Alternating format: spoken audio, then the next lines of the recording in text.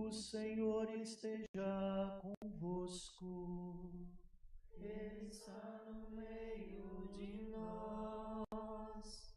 Proclamação do Evangelho de Jesus Cristo segundo Mateus. Glória a vós, Senhor.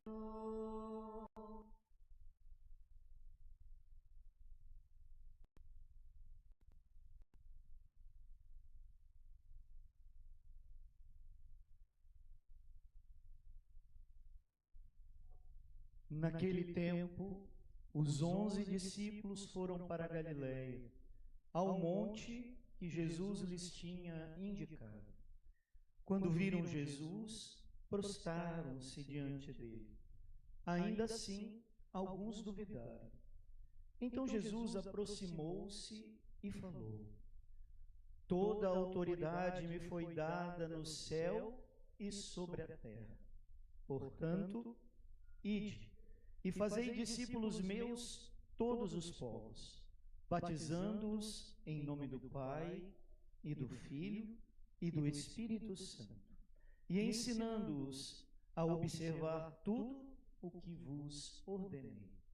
Eis que eu estarei convosco todos os dias, até o fim do mundo. Palavra da salvação. Glória a vós, Senhor.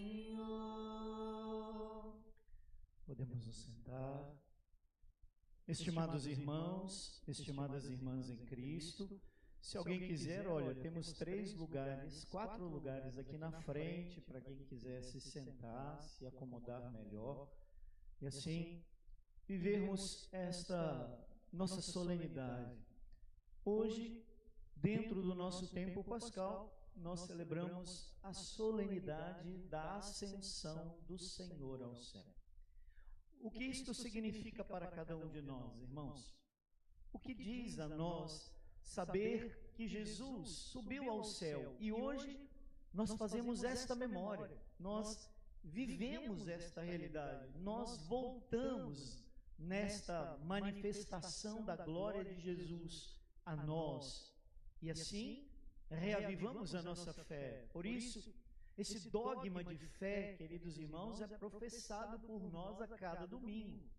Subiu aos céus, está sentado à direita de Deus Pai Todo-Poderoso, donde há de vir a julgar os vivos e os mortos. E nós dizemos que cremos nisso.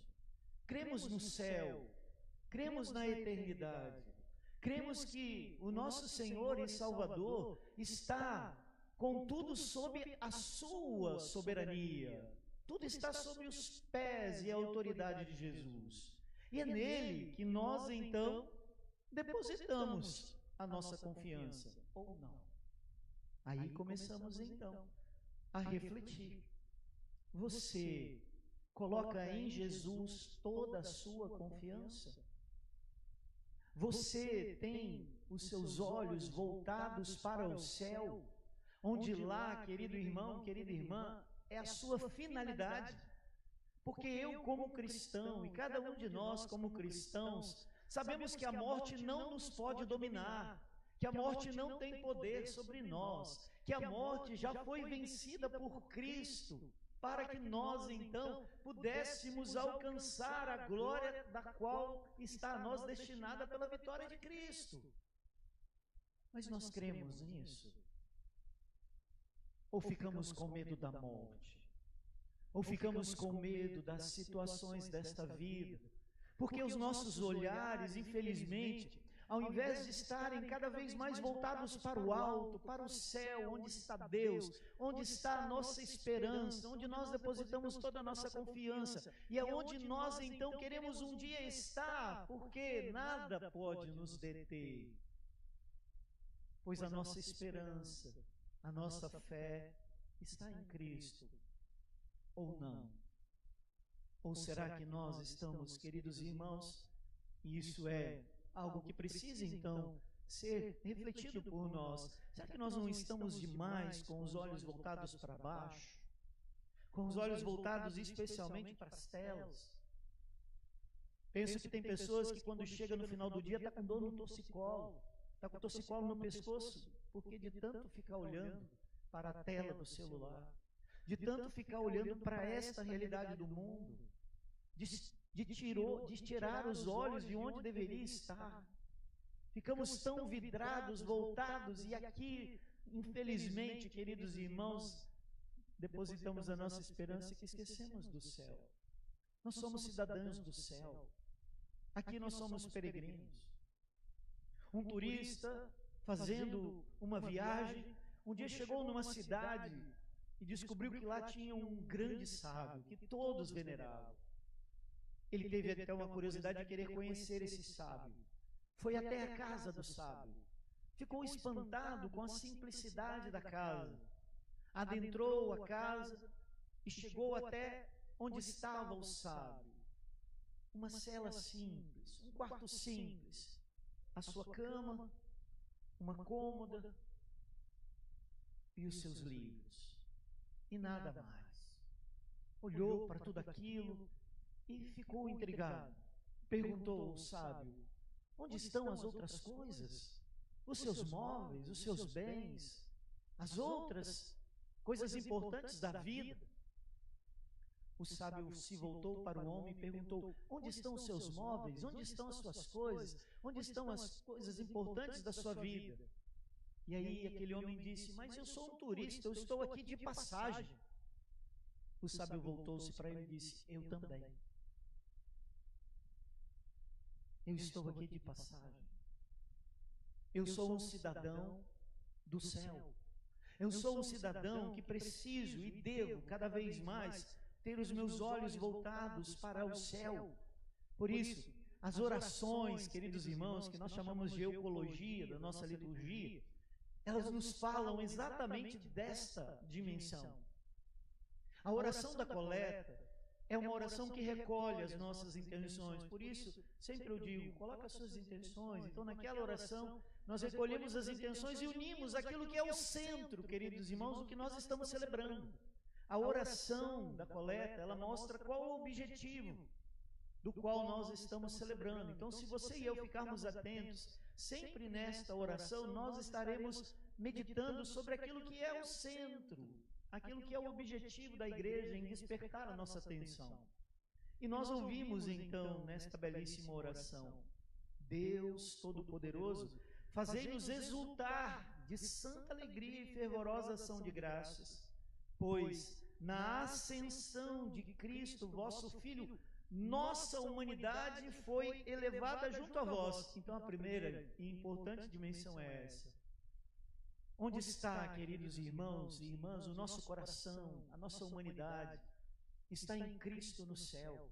Cristo levou consigo a nossa humanidade. Hoje a humanidade habita o céu, queridos irmãos. Hoje a humanidade está lá.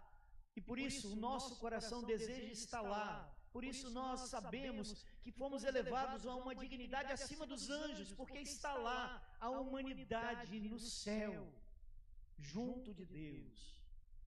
E continua a oração para chamar a um segundo aspecto importante. E tendo Ele nos precedido como nossa cabeça, Cristo é a cabeça da igreja, nós somos seus membros. A cabeça está onde? Está no céu, e é para lá que vão quem? Vão os membros.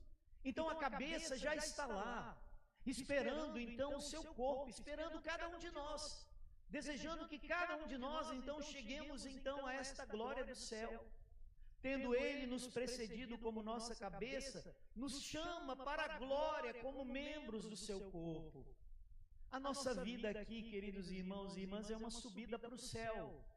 A nossa vida aqui, queridos irmãos, precisa ter como finalidade última alcançar o céu.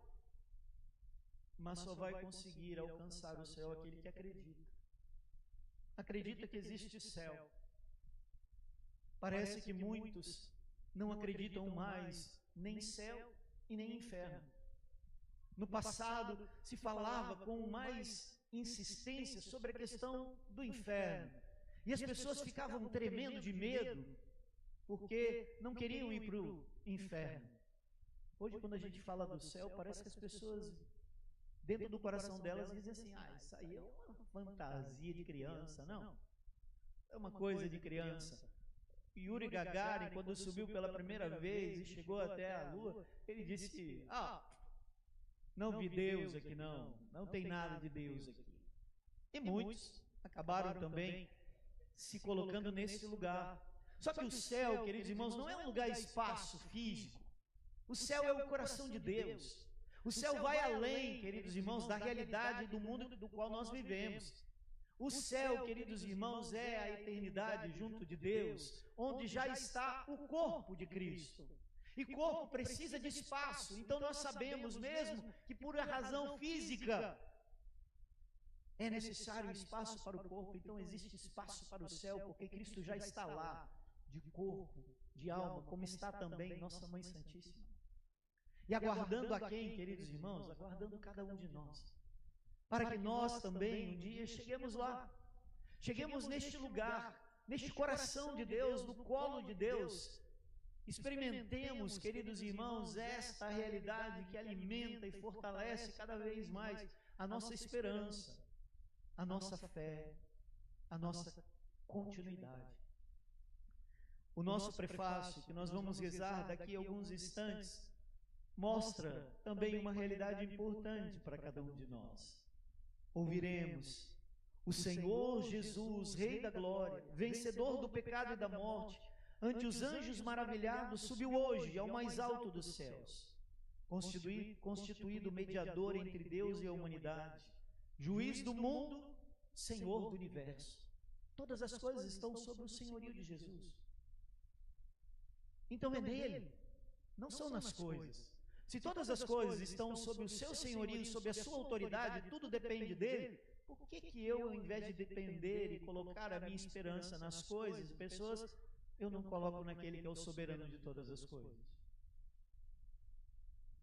Ele, nossa cabeça e princípio, nos precedeu, não para afastar-se de nossa humildade, mas para dar a nós, membros do seu corpo, a confiança de um dia o seguirmos. Da confiança de um dia, queridos irmãos e irmãs, todos nós estarmos lá, na eternidade junto de Deus. Por isso, esta subida para o céu é uma subida exigente. Exige de mim. Exige de mim, em primeiro lugar, uma vida de intimidade.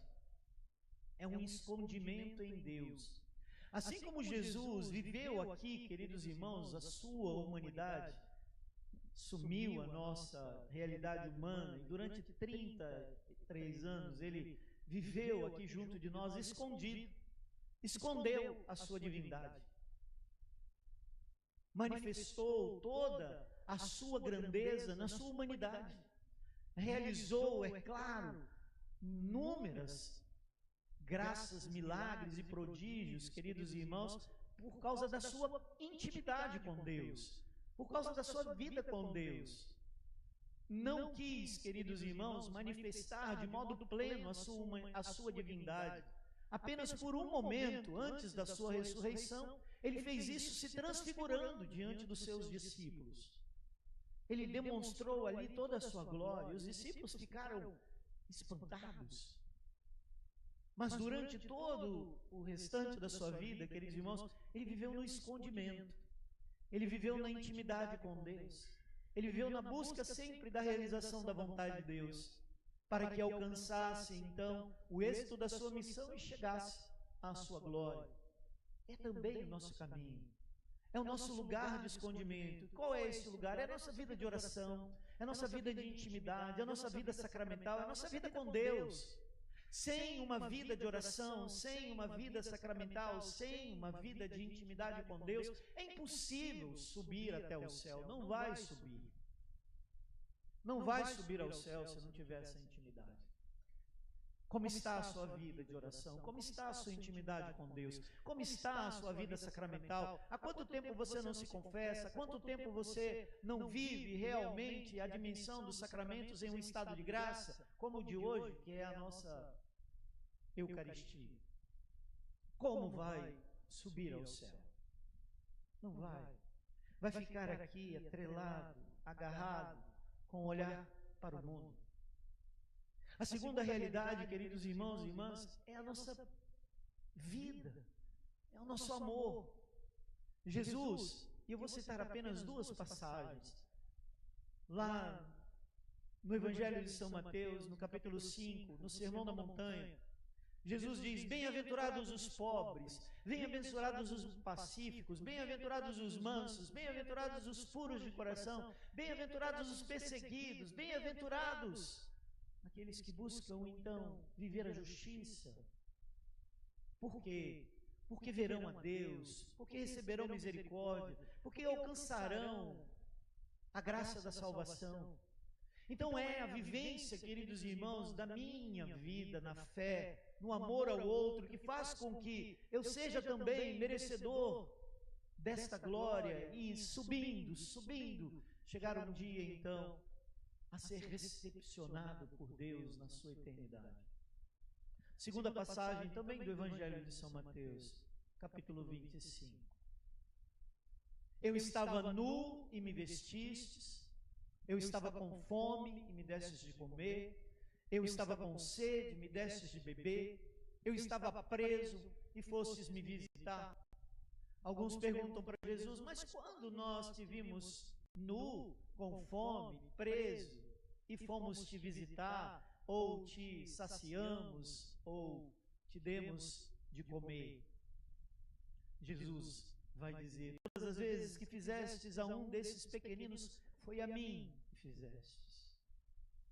E dirá aqueles que então buscaram viver assim a sua vida, ou seja, não ficaram olhando apenas para o chão, não ficaram olhando para o seu egoísmo, não ficaram buscando a sua felicidade, não ficaram intensamente buscando apenas a satisfação nesta vida, mas foram capazes de olhar aqueles que estavam do seu lado e vendo no outro Cristo. Esses, o Senhor vai dizer: vinde benditos do meu Pai. Mas para aqueles que ficaram, queridos irmãos, olhando apenas para si e não puderam abrir então o seu coração na dimensão da caridade, do perdão, da solidariedade, a esses, eu espero que não seja nenhum de nós a ouvir esta sentença do Senhor, dizendo: afastai-vos de mim, malditos.